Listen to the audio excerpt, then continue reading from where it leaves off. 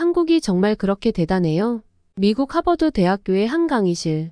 여기 도저히 믿을 수 없다는 표정으로 교수님을 바라보고 있는 한 여학생이 있습니다. 그녀의 눈에는 의심과 놀라움, 그리고 어딘가 모를 흥분마저 보입니다. 그런 그녀의 주변에 앉은 두 동양인 남학생은 서로 상반된 표정으로 그녀를 바라보고 있습니다. 이 강의실에서는 무슨 일이 있었던 걸까요? 오늘의 사연 지금 시작합니다. 안녕하세요. 저는 뉴욕대학교 경제학과 3학년에 재학 중인 소피아예요. 23살의 평범한 대학생이에요. 제 아빠는 토박이 미국인이고 엄마만 한국인이세요. 뉴욕의 빅애플 한가운데서 자란 저에게 한국은 그저 머나먼 나라였어요. 엄마가 가끔 우리나라라고 부르는 그곳 말이에요. 저는 농담 반 진담 반으로 엄마, 우리나라는 미국 아니에요? 라고 되받아치곤 했죠. 엄마의 한숨 소리가 아직도 귓가에 맴돌아요. 제 일상은 완전히 뉴요커 그 자체였어요. 아침엔 센트럴파크에서 조깅을, 점심은 타임스퀘어 근처 비스트로에서, 저녁엔 브로드웨이 뮤지컬을 보는 시기였죠. 한국, 그저 김치와 불고기의 나라일 뿐이었어요. 소피아, 넌 정말 한국에 대해 아무것도 모르는구나. 엄마의 질타가 일상이었죠. 네, 맞아요. 저는 한글을 읽을 줄도 몰랐고 태극기가 어떻게 생겼는지도 가물가물했어요. 에이, 괜찮아요. 어차피 살 곳은 여기 뉴욕인걸요? 라고 대충 넘기곤 했죠. 가끔 엄마는 외할머니, 외할아버지를 만나러 한국에 가자고 하셨어요. 하지만 저는 항상 핑계를 대며 거절했죠. 엄마, 나 이번 주말에 친구들이랑 약속 있어요. 레포트 준비해야 해요. 라고요. 사실은 그냥 친구들과 파티하는 게 더 즐거웠거든요. 한 번은 엄마가 한국 드라마를 보자고 하셨어요. 억지로 한 편을 봤는데 재미는 있었지만 뭔가 현실성이 떨어진다는 생각이 들었어요. 특히 밤늦게 주인공들이 아무렇지 않게 거리를 활보하는 장면을 보고 의아했죠. 엄마, 이게 정말 현실적인가요? 밤에 저렇게 돌아다니는 게 한국에서 가능한 거예요? 제 질문에 엄마는 한국의 실제 생활이 그렇다고 설명하셨어요. 하지만 저는 엄마가 고향이니까 좋게 말씀하시는 거라고 생각했죠. 솔직히 한국 드라마가 너무 과장되어 있다는 인상을 받았고, 그래서 한국을 현실을 왜곡하는 나라로 여기기 시작했어요. 엄마의 설명을 들었지만 저는 그저 고개를 끄덕이고 말았어요. 속으로는 엄마가 한국을 너무 미워하시는 거 아닐까? 라는 생각이 들었거든요. 그래서 한국 드라마는 한 번 보고 말았답니다. 설날이나 추석 되면 엄마는 한복을 입으라고 하셨어요. 하지만 저는 항상 투정 부렸죠. 엄마, 이거 너무 불편해요. 그냥 평소처럼 입을래요. 엄마의 실망한 표정이 지금도 기억나요. 고등학교 졸업이 다가올 무렵 저는 진로에 대해 깊이 고민하기 시작했어요. 사실 특별히 관심 있는 분야가 없어서 막막하기도 했죠. 하지만 그때 문득 깨달았어요. 제가 어릴 때부터 자연스럽게 관심을 가져온 것이 있다는 걸요. 바로 경제와 돈이었어요. 아빠가 월스트리트에서 펀드 매니저로 일하시는 덕분에 저는 어릴 때부터 경제 개념과 돈의 중요성을 배워왔거든요. 아빠가 주식시장 그래프를 보면서 소피아, 이게 바로 세상의 움직임이야 라고 설명해 주시던 모습이 아직도 선명히 기억나요. 그때마다 아빠가 정말 멋있어 보였죠. 이런 환경 덕분에 저는 자연스럽게 경제에 관심을 갖게 되었고 결국 대학에서 경제학을 전공하기로 결심했어요. 아빠처럼 세상의 움직임을 읽는 사람이 되고 싶었거든요. 그렇게 저는 경제학과에 진학하게 되었답니다. 세계 경제의 흐름을 이해하고 언젠가는 아빠처럼 월스트리트에서 일하고 싶었거든요. 친구들이 연예인 포스터를 방에 붙일 때 저는 경제 전문가들의 책을 모으고 있었어요. 이런 저를 보고 친구들은 별종이라고 했죠. 그러던 어느 날 제가 존경하는 교수님의 동아시아 경제 발전 강의에서 흥미로운 주제가 나왔어요. 여러분, 오늘은 특별한 이야기를 해볼까 합니다. 바로 한국의 이야기죠. 교수님의 눈이 반짝였어요. 그 순간 저도 모르게 귀가 쫑긋 섰죠. 교수님은 계속해서 설명하셨어요. 한국의 경제 성장은 기적 같은 일이었습니다.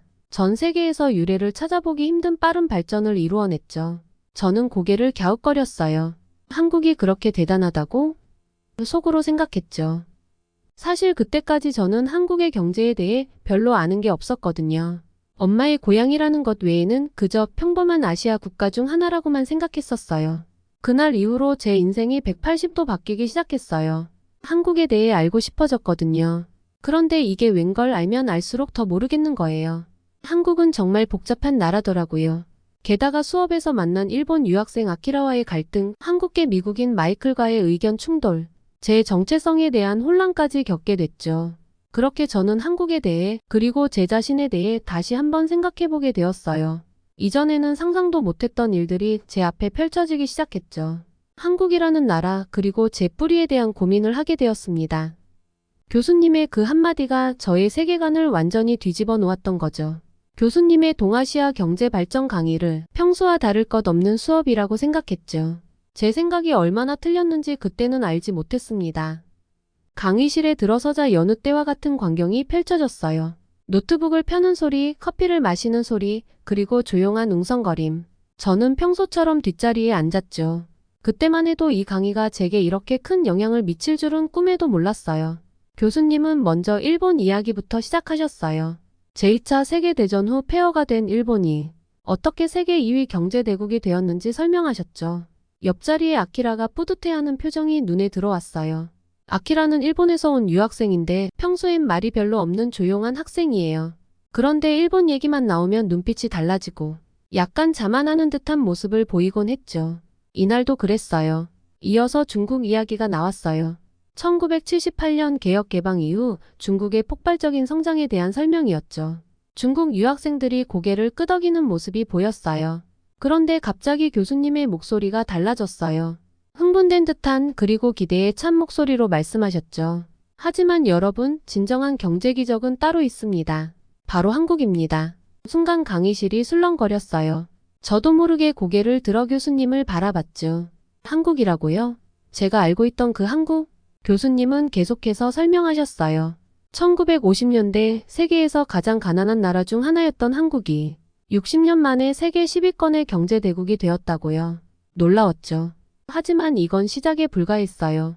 1997년 한국은 IMF 외환위기를 겪었습니다. 국가부도 직전의 상황이었죠. 그런데 놀라운 일이 일어났습니다. 전 국민이 나서서 금 모으기 운동을 했고 무려 350만 명의 국민이 참여해 2달 만에 227톤 이상의 금을 모았습니다. 교수님은 이어서 설명했어요. 이 금 모으기 운동은 단순히 금을 모으는 것 이상의 의미가 있었습니다. 한국 국민들의 단결과 애국심을 보여주는 상징적인 사건이었죠. 정부는 이를 바탕으로 IMF 부채를 조기 상환할 수 있었습니다. 더불어 정부는 금융 및 기업 구조 조정을 통해 경제를 안정시키고 국제 투자자들의 신뢰를 회복했어요. 특히 재벌 개혁과 금융 투명성 강화가 주요 요소였죠. 그 결과 IMF 위기 이후 2년 만에 한국은 GDP 성장률이 10%를 넘는 빠른 회복을 이루었고 2001년에는 IMF 대출을 모두 상환할 수 있었습니다. 세상에 정말 그런 일이 있었다니. 저는 그제서야 제가 얼마나 한국에 대해 무지했는지 깨달았어요. 내 뿌리인 나라에 대해 이렇게 아무것도 몰랐다니 부끄러웠죠. 교수님은 이어서 2007년 태안기름 유출 사고 이야기를 들려주셨어요. 2007년 12월 태안 앞바다에서 대형 유조선 사고로 기름 유출 사고가 발생했습니다. 전문가들은 복구에 최소 10년은 걸릴 거라고 예측했죠. 그런데 놀라운 일이 일어났습니다. 단 1년 만에 대부분의 피해가 복구되었어요. 어떻게 가능했을까요? 교수님은 잠시 우리의 반응을 살피더니 계속 말씀하셨어요. 무려 123만 명 이상의 자원봉사자들이 기름 제거 작업에 참여했습니다. 국민들의 자발적인 참여로 이뤄진 일이었죠. 정부 환경단체 지역 주민들이 힘을 합쳐 해양 환경을 복구하고 지역 경제를 회복시키기 위해 노력했습니다. 이 사건은 한국인들의 위기 대응 능력과 공동체 정신을 잘 보여주는 사례입니다. 국제사회에서도 이를 높이 평가했죠. 저는 깜짝 놀랐어요. 한국이 이렇게 대단한 나라였다니. 그동안 제가 얼마나 한국에 대해 무관심했는지 새삼 깨달았죠. 교수님의 강의를 들으며 저는 처음으로 제 뿌리에 대한 자부심을 느꼈어요. 동시에 더 많은 것을 알고 싶다는 생각이 들기 시작했어요. 그런데 그때였어요. 갑자기 한 중국인 학생이 손을 들고 말했어요. 교수님, 죄송하지만 그건 사실과 많이 다릅니다. IMF 위기의 진짜 원인은 한국 국민들의 무분별한 과소비와 사치 때문이에요. 한국인들은 명품에 미쳐서 정신을 못 차리고 있었다고 들었어요. 월급의 몇 배나 되는 돈을 옷과 가방에 쓰고 외제차를 사느라 빚더미에 올랐다고요. 게다가 세금은 제대로 내지 않고 탈세하기 바빴죠. 기업들도 마찬가지예요. 부실 경영에 허술한 재무 관리로 부채만 쌓아 올렸어요. 정부는 이런 상황을 제대로 통제하지 못했고 결국 나라 전체가 파산 직전까지 갔던 거예요. 한국은 경제를 운영할 능력이 없었던 거죠. 그리고 태양기름 유출 사고 때도 마찬가지예요. 그 자원봉사가 정말 자발적이었다고 생각하세요? 정부가 강압적으로 시민들을 동원했다고 들었어요.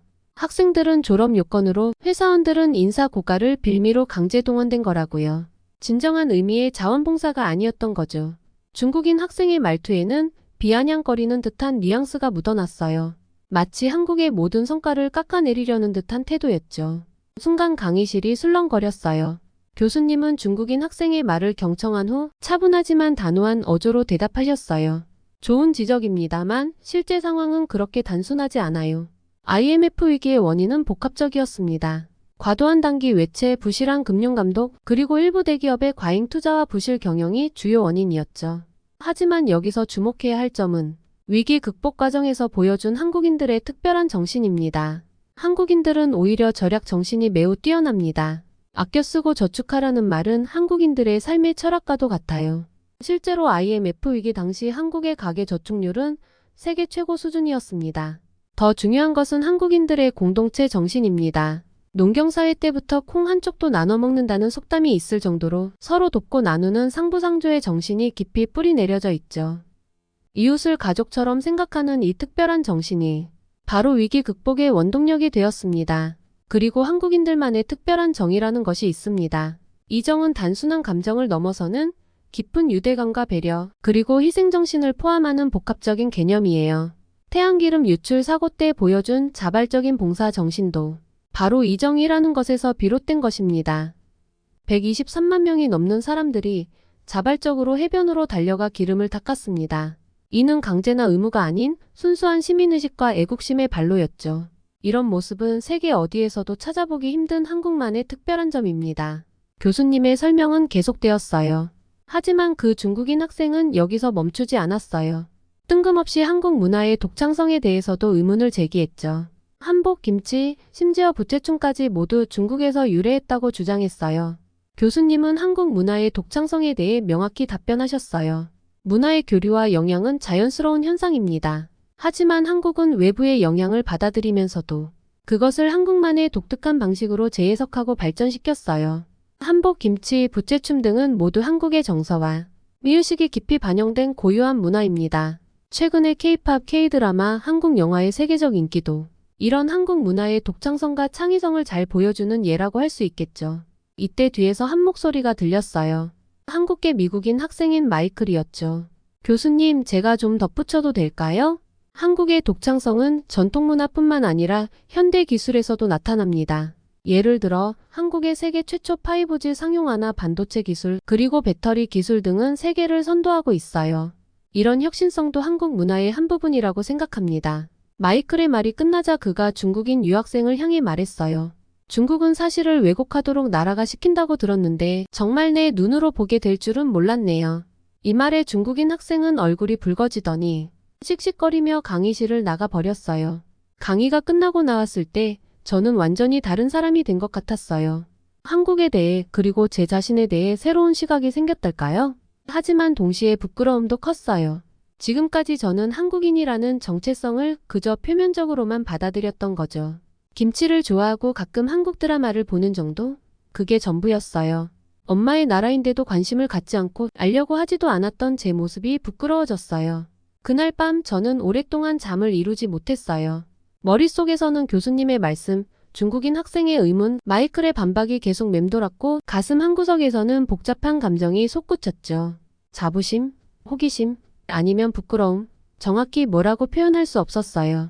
이 강의는 제게 많은 질문을 던져주었어요. 한국에 대해, 그리고 제 자신에 대해 더 알고 싶어졌죠. 그동안 무관심했던 제 뿌리에 대해 진지하게 생각해보게 되었고 앞으로는 한국에 대해 더 열심히 공부해야겠다고 다짐했어요.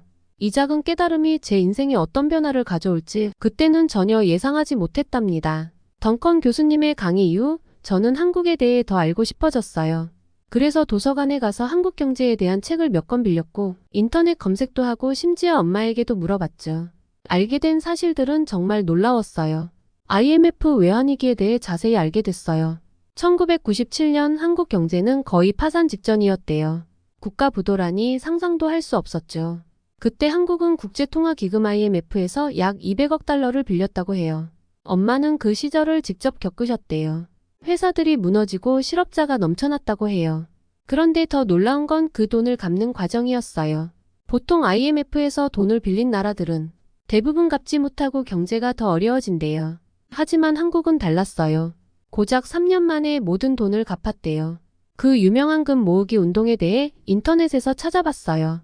전 국민이 자발적으로 참여한 이 운동은 정말 대단했어요. 결혼 반지, 아기 돌반지, 심지어 금리까지.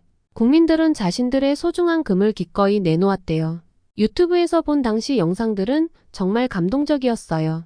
긴 줄을 서서 금을 기부하는 사람들, 어린아이들이 저금통을 들고 오는 모습. 이런 게 진정한 애국심이 아닐까요?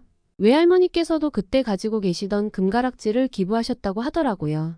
그 말을 들으니 가슴이 뭉클해졌어요. 2007년 태양기름 유출 사고에 대해서도 자세히 알아봤어요. 유튜브에 올라온 당시 뉴스 영상을 보니 정말 끔찍했어요.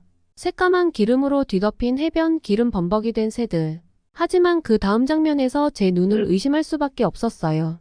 수많은 자원봉사자들이 해변으로 몰려들어 맨손으로 기름을 닦아내고 있었거든요. 전문가들은 복구에 최소 10년은 걸릴 거라고 예측했대요. 하지만 놀랍게도 단 1년 만에 대부분의 피해가 복구됐어요. 123만 명의 자원봉사자들이 태안으로 몰려들었대요. 손으로 직접 기름을 닦아내고 해변을 청소하고 피해 주민들을 돕고 그들의 모습을 보니 정말 존경스러웠어요. 이게 바로 한국인의 힘이구나 싶었죠. 이 모든 걸 알게 되면서 저는 점점 더 한국인이라는 사실이 자랑스러워졌어요. 동시에 부끄러움도 느꼈죠. 왜 이제서야 이런 것들을 알게 됐을까 하는 생각이 들었거든요. 엄마에게 물어보니 외할머니와 외할아버지 회사에서도 금 모으기 운동에 참여하셨대요. 태안 사고 때는 멀어서 직접 가지는 못했지만 성금은 보내셨다고 하시더라고요. 그 말을 들으니 외할머니, 외할아버지 그리고 엄마가 더욱 자랑스러워졌어요. 계속해서 책을 읽고 영상을 보고 기사를 찾아봤어요. 한국의 역사, 문화 그리고 현대 사회에 대해 공부했죠. 알면 알수록 더 알고 싶어졌어요. 한국에 대해 더 알아갈수록 저는 수업 시간에 더 적극적으로 참여하게 됐어요. 특히 동아시아 경제 발전 수업에서요. 덩컨 교수님도 제 변화를 눈여겨보시는 것 같았어요. 그러던 어느 날 수업 중에 뜻밖의 일이 벌어졌어요. 교수님이 한국의 경제 발전 모델에 대해 설명하시던 중이었죠. 한국의 성공은 정부 주도의 경제개발 정책과 국민들의 헌신적인 노력이 결합된 결과입니다. 그때였어요. 갑자기 옆자리에 앉아있던 아키라가 손을 들었어요. 교수님, 저는 그 의견에 동의할 수 없습니다. 순간 강의실이 조용해졌어요. 모두의 시선이 아키라에게 쏠렸죠. 한국의 경제 발전은 전적으로 일본 덕분입니다. 일본의 식민 지배가 없었다면 한국은 지금도 후진국에 불과했을 거예요. 일본이 한국의 근대화의 기틀을 마련해주고 기술과 자본을 제공했기 때문에 한국이 발전할 수 있었던 겁니다. 저는 깜짝 놀랐어요. 그동안 배운 내용과는 너무나 다른 주장이었거든요. 게다가 아키라의 말투에는 뭔가 거만함이 느껴졌어요. 교수님은 잠시 침묵하셨다가 단호하게 대답하셨어요. 아키라 군, 그건 매우 편향된 시각이에요. 역사적 사실을 제대로 이해하지 못한 주장입니다. 일제강점기 동안 한국은 심각한 착취를 당했어요. 식민 지배가 근대화에 도움이 되었다는 주장은 역사를 왜곡하는 것이죠. 하지만 아키라는 여전히 불만스러운 표정이었어요. 그리고 수업이 끝난 후 저에게 다가왔죠. 소피야, 너도 한국계잖아. 너는 어떻게 생각해? 순간 당황스러웠어요. 제가 뭘 안다고 대답을 할 수 있을까요? 하지만 왠지 물러서고 싶지 않았어요. 나도 아직 공부 중이야. 하지만 한국의 발전은 한국인들의 노력 덕분이라고 생각해. 아키라의 얼굴이 일그러졌어요. 넌 편견에 사로잡혀 있어. 한국은 일본의 식민 지배 덕분에 근대화된 거야. 그리고 지금도 일본의 기술을 훔쳐 발전하고 있잖아. 심지어 한국 문화도 대부분 일본 것을 베낀 거라고. 저는 화가 났어요. 하지만 동시에 무력감도 느꼈죠. 아키라의 말에 제대로 반박할 만한 지식이 없었거든요. 그때 뒤에서 목소리가 들렸어요. 그건 완전히 잘못된 주장이야, 아키라. 고개를 돌리니 마이클이 서 있었어요.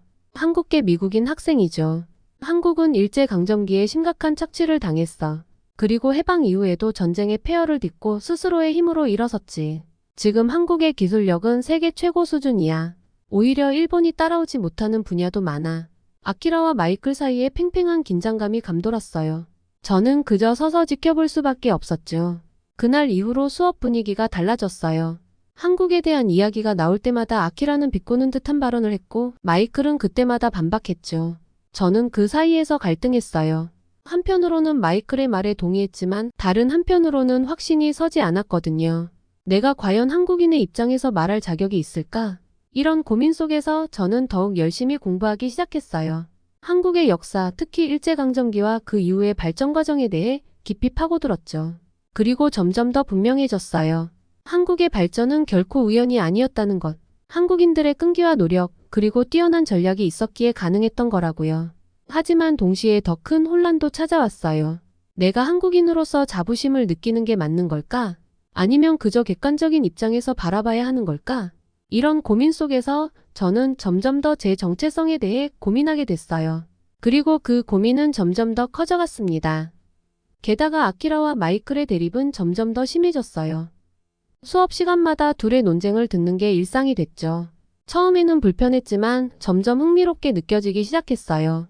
어느 날 덩컨 교수님이 한국의 기술 발전에 대해 이야기하셨어요. 삼성, 현대, LG 같은 기업들의 성장 과정을 설명해 주셨죠. 그러자 아키라가 또 손을 들었어요. 교수님, 그 기업들이 일본 기업들의 기술을 모방했다는 점은 언급하지 않으시네요. 한국 기업들은 여전히 일본의 기술력을 따라가기 바쁘잖아요. 이번에는 제가 먼저 나섰어요. 아키라, 그건 옛날 얘기야. 지금은 상황이 완전히 달라졌어. 한국 기업들이 많은 분야에서 세계를 선도하고 있잖아. 아키라가 비웃듯이 말했어요. 정말 그렇게 생각해? 예전부터 우리 파나소닉이나 소니가 최고였지. 그건 변하지 않았을 거야. 그때 마이클이 덧붙였죠. 아키라, 넌 현실을 제대로 모르는 것 같아. 지금은 삼성과 LG가 세계 가전제품 시장을 장악하고 있어. TV 시장 점유율을 봐. 삼성과 LG가 1, 2위를 다투고 있잖아. 일본 브랜드들은 찾아보기 힘들 정도야. 아키라가 반박했어요. 그래, TV는 인정할게. 하지만 다른 분야는 어때? 카메라나 자동차 같은 건? 이번엔 제가 말했어요. 자동차도 현대와 기아가 세계 시장에서 엄청난 성장을 보이고 있어. 특히 전기차 분야에서는 테슬라 다음으로 현대차 그룹이 주목받고 있지. 일본 자동차 회사들은 오히려 뒤처지고 있다고 해. 마이클이 덧붙였어요. 반도체 시장은 어때? 삼성이 인텔을 제치고 세계 1위 자리를 차지했잖아. 메모리 반도체는 말할 것도 없고. 배터리 기술에서도 한국 기업들이 세계를 주도하고 있어. 논쟁은 점점 더 격렬해졌어요. 저는 중간에서 어쩔 줄 몰라 했지만 동시에 제 안에서 뭔가가 달라지고 있다는 걸 느꼈죠. 그날 밤 저는 인터넷에서 한국과 일본의 기술 수준을 비교하는 자료들을 찾아봤어요. 놀랍게도 많은 분야에서 한국이 일본을 앞서고 있더라고요. 특히 반도체, 디스플레이, 배터리 기술에서요. 심지어 조선업에서도 한국이 세계 1위를 차지하고 있었어요. 다음 날 저는 용기를 내어 아키라에게 말을 걸었어요. 어제 조사해봤는데 실제로 한국이 많은 분야에서 기술적 우위에 있더라. 이건 부정할 수 없는 사실이야. 아키라는 잠시 당황한 듯 했지만 이내 말했어요. 그래, 인정할게. 하지만 그건 최근의 일이고 원천 기술은 여전히 일본이 앞서 있어. 저는 더 설명하려 했지만 아키라는 듣지 않으려 했어요. 그때 마이클이 다가와 말했죠. 소피아, 잘했어. 중요한 건 사실에 기반해서 이야기하는 거야. 아키라처럼 편견에 사로잡히면 발전할 수 없어. 마이클의 말에 용기를 얻었어요. 하지만 동시에 부끄러웠죠. 왜 진작 이렇게 하지 못했을까 하고요. 그 후로 저는 더 적극적으로 수업에 참여하기 시작했어요. 단순히 감정적으로 대응하는 게 아니라 사실과 데이터를 바탕으로 의견을 제시하려고 노력했죠. 하지만 여전히 마음 한구석이 불편했어요. 내가 과연 한국을 대변할 자격이 있을까? 난 한국에서 태어나지도 자라지도 않았는데. 이런 고민을 하던 중 우연히 한국 역사 동아리 포스터를 보게 됐어요. 망설이다가 용기를 내어 가입했죠. 동아리에서 만난 한국계 학생들은 저와는 달리 한국어도 유창하고 한국 문화에 대해서도 잘 알고 있었어요. 처음에는 위축됐지만 그들은 오히려 제가 한국에 관심을 갖게 된 것을 반겼어요. 소피아, 넌 오히려 객관적인 시각으로 한국을 볼 수 있어서 좋겠다. 그리고 내가 찾은 자료들은 우리도 몰랐던 것들이 많아. 함께 배워가자. 이 말에 큰 위로를 받았어요. 그래, 한국인이 된다는 게 꼭 완벽할 필요는 없구나. 지금처럼 배우고 이해하려 노력하는 것, 그것 자체로 의미 있는 거였어. 그렇게 조금씩 자신감을 얻어갔어요. 하지만 여전히 풀리지 않는 의문들이 있었죠. 그리고 그 의문들은 곧 더 큰 도전으로 이어지게 되었어요. 한국 역사 동아리 활동을 하면서 저는 점점 더 한국에 대해 애착을 갖게 됐어요. 하지만 동시에 더 많은 의문도 생겼죠. 어느 날 동아리에서 한일 관계에 대한 토론회가 열렸어요. 위안부 문제, 독도 영유권 분쟁 등 민감한 주제들이 다뤄졌죠. 토론이 끝나고 나오는데 아키라가 저를 기다리고 있더라고요. 소피야, 너희 동아리 토론회 재미있었어? 뭔가 비꼬는 듯한 말투였어요. 응, 많이 배웠어. 넌 어떻게 알고 있었어? 아키라는 씁쓸한 표정을 지었어요. 우연히 포스터를 봤어. 근데 너희가 다루는 내용이 너무 편향됐더라. 순간 화가 났어요. 하지만 참고 물었죠. 어떤 점에서? 위안부 문제만 해도 그래. 한국은 일본을 너무 악당으로만 몰아가. 전시 중에는 어쩔 수 없는 일도 있었다고. 저는 깜짝 놀랐어요. 어떻게 이런 말을 할 수 있지? 아키라, 그건 명백한 인권 유린이야. 어떤 상황에서도 정당화될 수 없어. 아키라의 얼굴이 붉어졌어요. 넌 한국 편만 들어 객관적으로 볼 줄 모르는 거야. 우리의 말다툼은 점점 격렬해졌어요. 주변 학생들이 이상한 눈으로 쳐다보기 시작했죠. 그때 마이클이 나타났어요. 무슨 일이야? 상황을 듣고 난 마이클은 아키라에게 차분히 말했어요. 역사는 객관적으로 봐야 해. 하지만 그게 잘못된 행위를 정당화하는 건 아니야. 아키라는 잠시 말문이 막힌 듯 했어요. 그러다 너희들은 다 편견에 사로잡혀 있어. 라고 소리치고는 가버렸죠. 그날 밤 저는 잠을 이루지 못했어요. 아키라와의 논쟁이 계속 머릿속을 맴돌았거든요. 한편으로는 제가 맞다고 확신했지만 다른 한편으로는 불안했어요. 혹시 내가 정말로 편견에 사로잡힌 건 아닐까? 다음날 저는 도서관에 가서 한일 관계에 대한 책들을 찾아봤어요. 양국의 역사학자들이 쓴 책들을 비교해 읽어보기도 했죠. 놀랍게도 같은 사건을 두고도 너무나 다른 해석이 있다는 걸 알게 됐어요. 이 과정에서 저는 중요한 걸 깨달았어요. 역사는 단순히 사실의 나열이 아니라 해석의 문제라는 거죠. 하지만 동시에 객관적인 사실과 도덕적 판단을 구분해야 한다는 것도 알게 됐어요. 며칠 후 수업 시간에 덩컨 교수님이 동아시아의 역사 갈등에 대해 다루셨어요. 역사 문제는 매우 민감한 주제입니다. 하지만 우리는 이를 피하지 말고 오히려 더 깊이 들여다봐야 해요.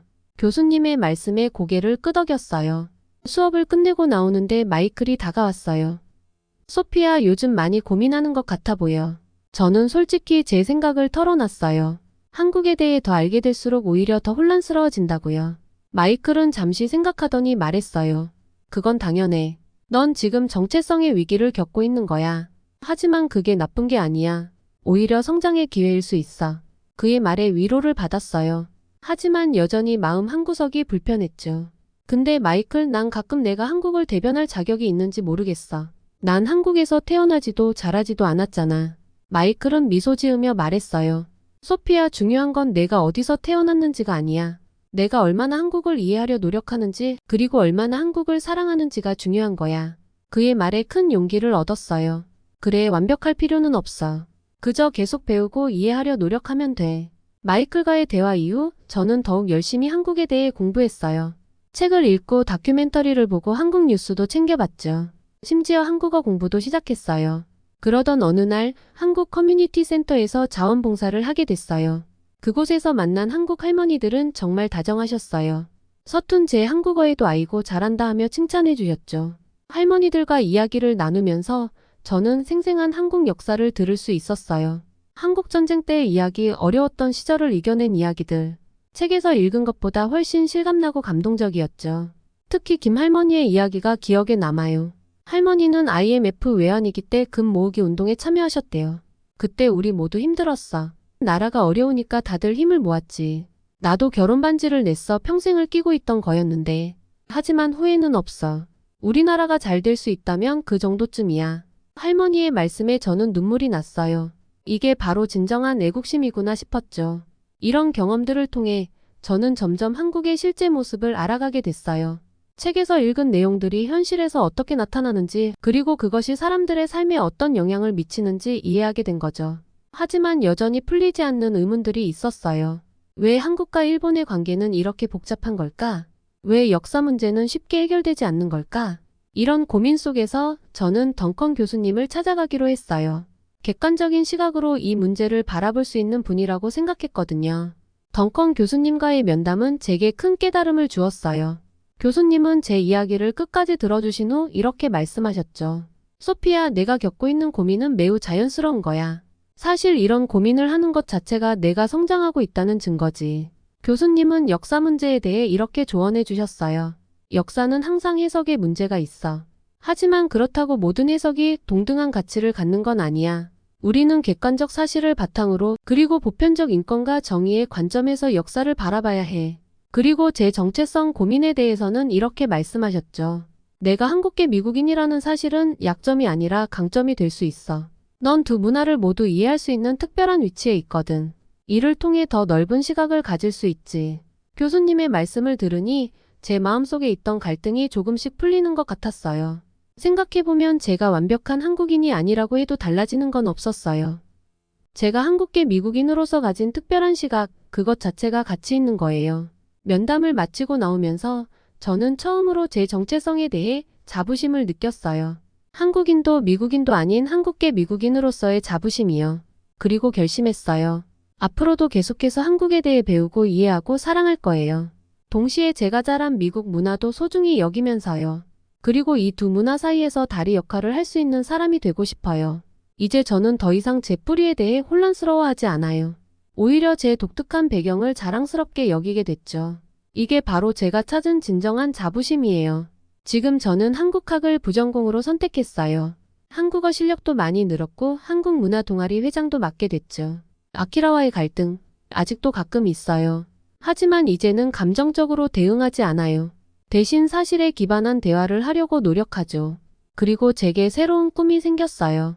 미국과 한국 나아가 동아시아 국가들 사이의 이해를 돕는 외교관이 되는 거예요. 아직 갈 길이 멀지만 이제 제가 가야 할 방향은 분명해요. 그 충격적인 강의 이후 제 인생은 완전히 달라졌어요. 한국의 경제 기적에 대해 들었던 그 순간 마치 제 안에 숨어있던 뿌리가 깨어난 것 같았죠. 그날 이후 한국에 대해 더 깊이 알고 싶어졌고 그 과정에서 엄마와 외할머니, 외할아버지를 더 잘 이해하게 됐어요. 이제는 제가 오히려 엄마를 졸라서 한국에 자주 가려고 해요.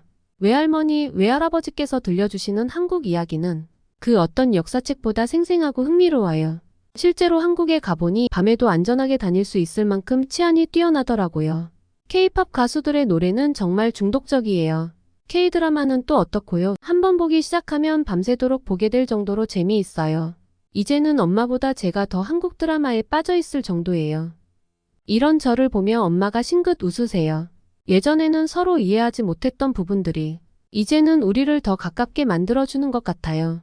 엄마와의 관계가 더 돈독해져서 정말 행복해요. 이제 저는 제 정체성을 찾았어요. 더 이상 흔들리지 않아요. 제가 한국인이라는 사실이 자랑스러워요. 물론 미국에서 태어나고 자랐지만 그건 제가 두 문화의 장점을 모두 가질 수 있다는 의미이기도 하니까요. 오늘은 미국에서 태어나고 자란 한국계 미국인 소피아가 자신의 뿌리를 새롭게 발견하고 한국의 눈부신 경제 성장과 이를 가능하게 한 한국인들의 뛰어난 역량 그리고 세계 속에서의 한국의 위상을 다시 한번 확인하게 해주는 사연이었습니다. 오늘 사연을 재미있게 들으셨다면 구독과 좋아요 눌러주시고 주변의 많은 분들에게 공유해주세요. 사연자분에게 응원과 격려의 말씀들을 댓글로 남겨주세요. 여러분의 작은 관심과 응원이 더 좋은 콘텐츠를 만드는 원동력이 된답니다. 감동 뭉클에서는 여러분의 마음들을 모아 사연자분들에게 전달해드리고 있습니다. 감동적이거나 재미있는 실제 사연들을 제보받고 있으니 소개해주고 싶은 사연이 있으시면 위 메일로 제보해주시기 바랍니다. 오늘도 여러분의 하루의 작은 즐거움이라도 되었기를 바라며 지금까지 감동 뭉클이었습니다. 끝까지 시청해주셔서 감사합니다. 다음에 더 좋은 영상으로 찾아뵙겠습니다.